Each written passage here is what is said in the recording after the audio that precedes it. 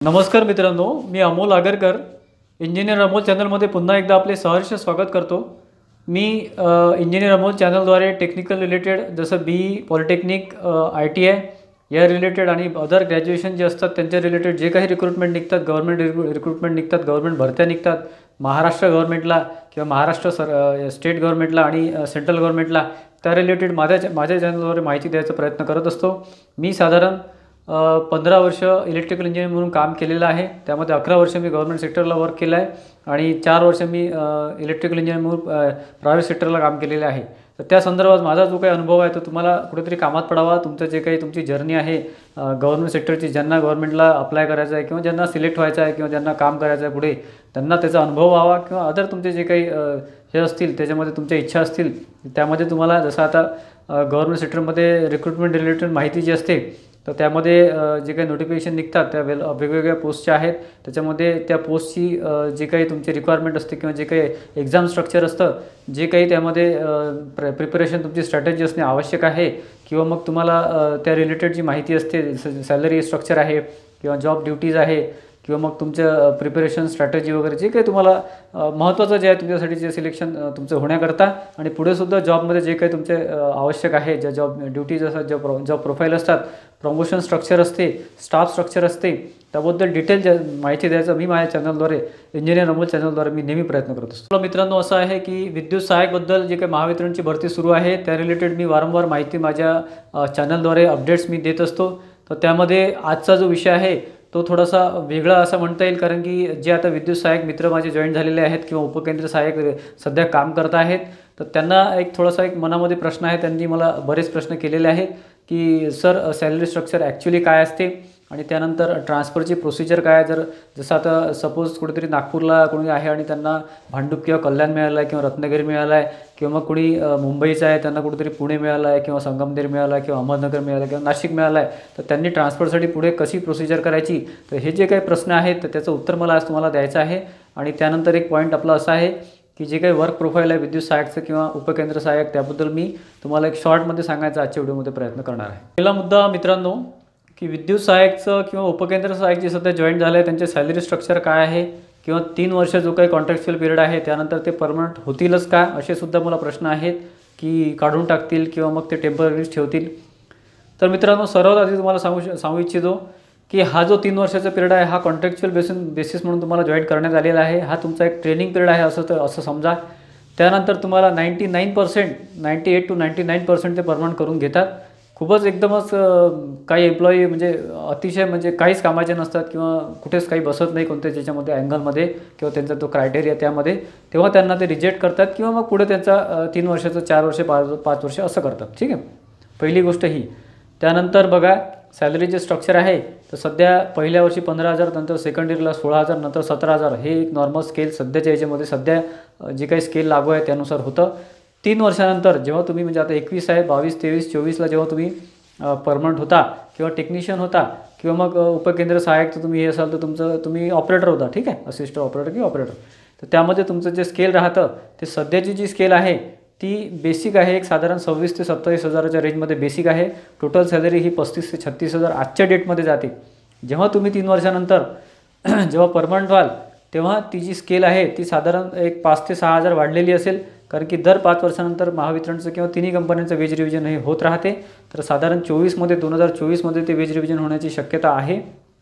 तर आजचे जे 25-26,000 जे बेसिक आहे ते 31,000 ते 32,000 होण्याची शक्यता आहे किंवा 31,000 वर्ग होईल, तर ते टोटल सॅलरी 40,000च्या वर जाईल मित्रांनो। ठीक आहे, तर हा एक महत्त्वाचा मुद्दा।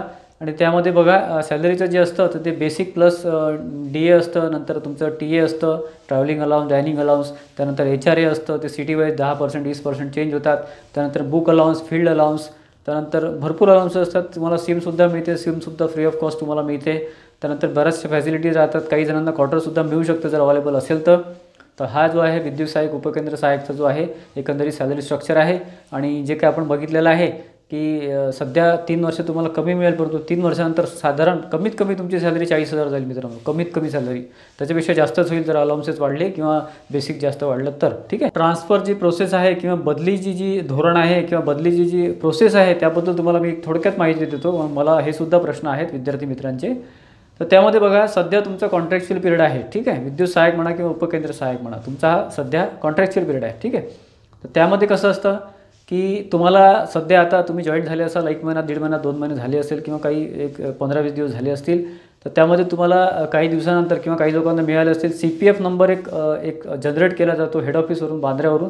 तो CPF नंबर म्हणजे तुमचा रोल नंबर, जसं कॉलेजमध्ये रोल नंबर असतो तसा तुमचा CPF नंबर हा सगळ्या रेकॉर्डमध्ये चालतो मित्रांनो. आपला जो रेकॉर्ड असतो पूर्ण याचा सर्व्हिस जी आपली पूर्णचा सर्व्हिस रेकॉर्ड असतो त्यामध्ये हा CPF नंबर, तिथूनच तुमचं सगळं ID असतं. त्याचवर सगळं तुमचं एक ट्रान्सफरची म्हणा किंवा लीव ॲप्लिकेशन म्हणा किंवा तुमचे जे काही रेकॉर्ड्स असतात ते सगळे त्यावर असतं. तुमचं पर्सनल इन्फॉर्मेशन असेल, तुमचं फोन नंबर असेल, तुमचा ॲड्रेस असेल, मेलिंग ॲड्रेस असेल, जे काही असेल ते सगळं डेटा त्यावर असतो. तर ते HRMS जे सेक्शन आहे बांद्र्याचं किंवा हेड ऑफिसचं ते मेंटेन करते आणि आपले डिव्हिजन ऑफिसचे जे HR जे पर्सन आहेत, ते व्यक्ती आहेत, ते सुद्धा त्याला मॅनेज करते, ठीक आहे. तर ते तुमचं आलं किंवा तुमचा CPF नंबर आणि पासवर्ड आला की त्यानंतर ते तुम्ही हे करा, म्हणजे त्याला ओपन करा किंवा मग ते एक लॉग इन करून बघा. त्याच्यामध्ये कधी पासवर्डचा इश्यू येतो, पासवर्ड रिइन्स्टेट करून घ्या किंवा पासवर्ड चेंज करून घ्या. आणि त्यामध्ये बघा एक अप्लिकेशन येतं, म्हणजे जेव्हा तुम्ही ओपन करता ते पासवर्ड वगैरे दिल्यानंतर लेफ्ट साईडला जो बार आहे तो व्हर्टिकल बार, त्याच्यामध्ये एक अप्लिकेशन म्हणून एक कॉलम आहे, ते तुम्हाला मी याच्यामध्ये इमेजमध्ये दिसेलच. तर तिथे जायचं, ॲप्लिकेशनमध्ये जाऊन तुम्हाला तिथे न्यू ॲप्लिकेशन ट्रान्सफरसाठी करू शकता. ट्रान्सफर ॲप्लिकेशन म्हणून ते येतं, तिथे तुम्ही करू शकता. तिथे तुम्हाला 3 ते 5 ऑप्शन, सध्याच्या कंडिशनमध्ये 3 ते 5 ऑप्शन तिथे दिसतील. तर तुम्हाला जे काही तुमचं आउट ऑफ झोन असेल किंवा आउट ऑफ डिव्हिजन असेल, जे काही तुमचं रिक्वेस्ट असेल ट्रान्सफरची, ते तुम्ही तिथे टाकू शकता, ठीक आहे. तर ती खाली बघायचं तुम्हाला कन्सर्न, तुम्हाला रिकमेंडेड ऑथॉरिटी म्हणून येते, ते तुमचे एक्झिक्युटिव्ह इंजिनियर असेल किंवा तुमचे असिस्टंट इंजिनियर असतील, ठीक आहे. तर ते स्टेप बाय स्टेप जाते मित्रांनो. असिस्टंट इंजिनियर, एक्झिक्युटिव्ह इंजिनियर, त्यांनी ते रेकमेंड केल्यावरच ते हेड ऑफिसला जाते. मग तुमची पुढे झोन ट्रान्सफर होते. परंतु झोन ट्रान्सफर हे एकदम होत नाही. रेकमेंड केल्यानंतर ती जे आहे ते तुमच्या याच्यामध्ये तिथल्या HRMSच्या सेक्शनमध्ये ती रिक्वेस्ट पडली राहते किंवा ती पडून राहते तिथे ऑनलाईन याच्यामध्ये. तर तिथून ते मग तुम्हाला रेकमेंड झालेलं जे असते त्यांना सगळ्यांचेच ट्रान्सफर असतील असं काही नाही. ज्या झोनमध्ये जशा रिक्वायरमेंट आहे त्यानुसार ते तुमचे ट्रान्सफर करतात मित्रांनो. ही एकदम होणारी नाही आहे, कारण की आता तुम्ही जॉईन झाले आहे तर तुम्हाला ॲटलिस्ट 1 वर्ष तरी काम करावं लागेल. पण तुम्ही अप्लाय करून ठेवू शकता. जसं तुमचं CPF नंबर येईल तसं तुम्ही अप्लाय करून ठेवू शकता. त्यानंतर 1 वर्षाने किंवा काय थोडाफार तुम्ही जर प्रयत्न केला किंवा थोडंसं हेड ऑफिसला जाऊन तुम्ही एक थोडीफार रिक्वेस्ट केली, वर्बली म्हणजे ओरली तुम्ही जर रिक्वेस्ट केली आणि बाकी ऑनलाईन ॲप्लिकेशन तुम्ही करताच आहात, तर तुम्हाला कुठलाच अर्ज वगैरे द्यायची गरज नाही. ऑनलाईन ॲप्लिकेशन करायचा आणि एकदा फक्त बांद्र्याला एक साधारण मे ते जून या पिरियडमध्ये ट्रान्सफरची अपेक्षा असते किंवा एक आशा असते आपल्याला. तर त्या पिरियडमध्ये दरवर्षी ट्रान्सफर होतात. तर त्या पिरियडमध्ये तुम्ही भेटू शकता जर तुमची इच्छा असली तर.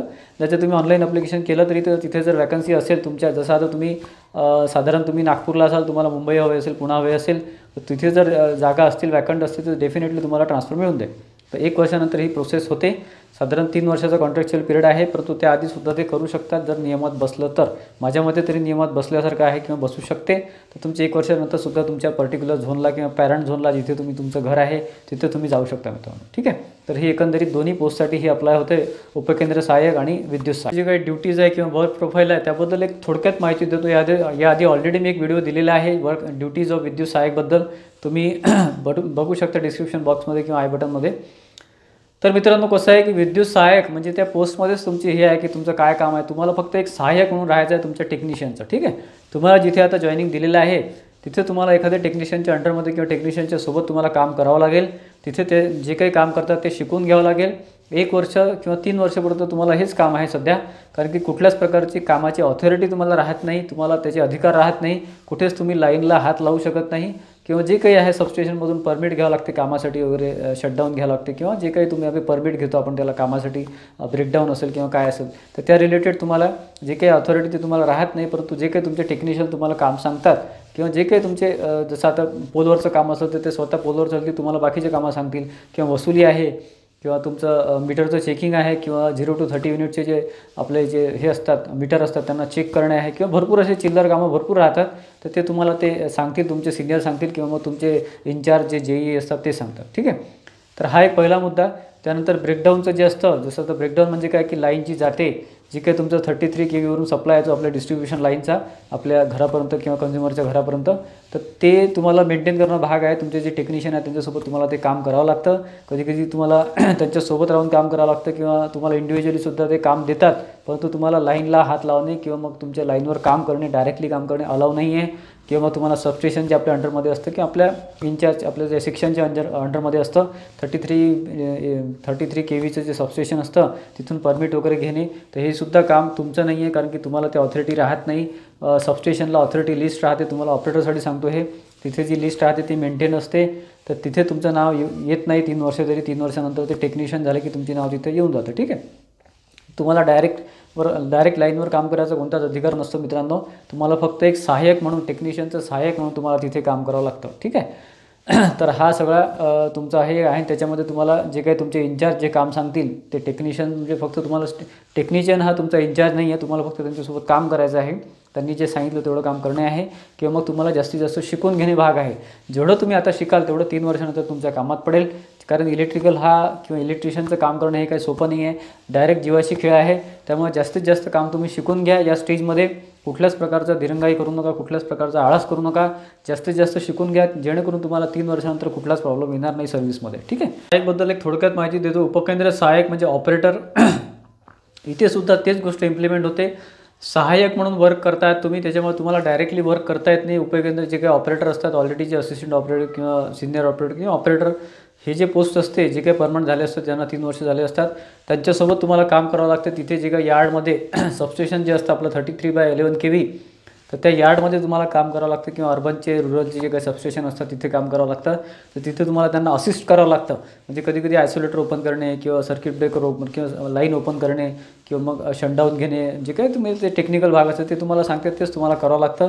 डायरेक्टली तुम्ही वर्क करू शकत नाही, तुम्हाला त्याचे अधिकार नसतात. तुम्हाला तुमचे जे नियम आहेत आपले इलेक्ट्रिसिटी रूलमध्ये त्यामध्ये तुम्हाला ते बसत नाही. त्यामुळे डायरेक्ट कधी वर्क करायचं नाही. त्यानंतर रेकॉर्ड ठेवणे, म्हणजे जे काही शटडाऊन आहे, ब्रेकडाऊन आहे किंवा लाईन चार्ज झाली किंवा काय किती व्होल्टेज आहे, किती करंट आहे प्रत्येक फिडरचं. कारण सबस्टेशन म्हटलं की जिथे फिडर येतात, कुठे 2 फिडर, कुठे 4 फिडर किंवा 6 फिडर, असे फिडर सबस्टेशन वाईज किंवा एरिया वाईज असतात, सेक्शन वाईज असतात. तिथे तुम्हाला काम करावं लागतं. ऑपरेटरची ड्युटी शिफ्टमध्ये असते. साधारण 8 तासांची शिफ्ट असते. त्यामध्ये नॉर्मली एका सबस्टेशनला 4 ऑपरेटर वर्क करत असतात. एक जनरलमध्ये आणि बाकी 3 शिफ्टमध्ये 3 जणं, असे 4 जणं असतात. त्यामध्ये सुट्टीसाठी पण तुम्हाला तसं त्यानुसार 4 असले तर बरं असतं. 4 एक सेक्शन, एका सबस्टेशनचं 4 ऑपरेटरचं एक सिस्टीम राहते. कधी 3 पण असतात, एखादं आउटसोर्सिंग वगैरे घेतात, परंतु तुम्हाला या सिस्टीममध्ये काम करावं लागतं. ही शिफ्ट ड्युटी राहते, म्हणजे विद्युत सहाय्यकसारखं नाही आहे, ही शिफ्ट ड्युटी राहते ऑपरेटरची. आणि तुम्हाला तिथे जे काही आहे एंट्रीज वगैरे घेणे, जास्तीत जास्त हेच काम तुम्हाला सुरुवातीला राहतील. सगळे कामं तुम्हाला तुमचे जे ऑपरेटर आहे, तुमचे जे तुम्हाला त्यांच्या अंडरमध्ये काम करायला सांगितलं आहे ते तुम्हाला सगळं सांगतीलच किंवा सांगत असतील, कारण ऑपरेटर ऑलरेडी जॉईन झालेले आहेत बरेचसे. तर त्यामध्ये तुम्हाला हेच वर्क राहतं. आणि सगळ्यात जास्त जबाबदारीचं काम हे ऑपरेटरचं राहते पूर्ण सिस्टीममध्ये, कारण की 33 kV सबस्टेशन हँडल करावं लागतं. त्यामध्ये तुम्हाला तिथे तुमची ड्युटी राहते, तुमची 8 तास ड्युटी राहते. जे काही अप्स अँड डाऊन्स असतात आपल्या कंट्रोल पॅनलमध्ये ते तुम्हाला मॉनिटर करावं लागतात, ते नोट करून ठेवावं लागतात.